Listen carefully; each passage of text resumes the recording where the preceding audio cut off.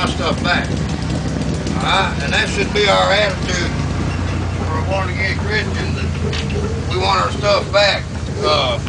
When Jesus rose from the grave, it says in Colossians that he took all the authority away from the enemy. And the Greek word is apendumai, which is a military term.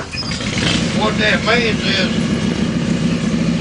like what we did to Saddam Hussein, only it's made an open display would be if we'd have took all his fancy military decorations and hung them upside down over the president's desk. That's what apendumai is. So the enemy don't have anything over a believer that we don't give him out of ignorance or rebellion.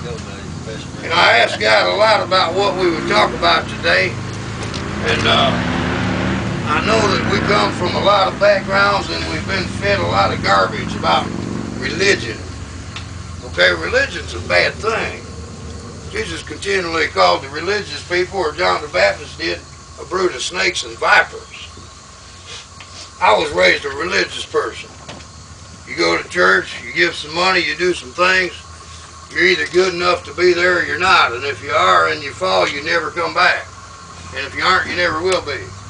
I call it the big scale theory. We put your good here and your bad here and see if you made it. Okay, that's not it. The Old Testament is about law, and it showed that we can't accomplish this on our own. The New Testament is about grace, that the Son of God came here himself and suffered a miserable death and died. And if we'd have been the only person here for us to restore us in fellowship that was broken in the garden with God. And that's a free gift, and it's grace.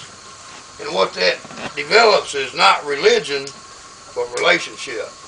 I believe in a relationship that changes a man's life. You know, my folks, I have very little interaction with, because in religion, I was thrown out of the church when I was a teenager for evil things like bell-bottom pants and hair over my ears. And I went to the clubhouse.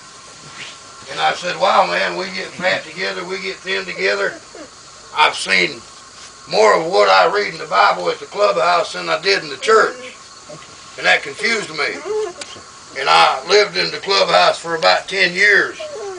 And I had these other ties with this boss from Milan, Italy, and I worked for this family. And I saw more integrity there than I did in the church. And I was deceived. Well, the enemy can't create.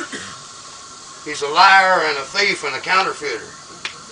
And what I saw at the clubhouse, and understand I'm not belittling the clubhouse, I am still a 1%er, okay?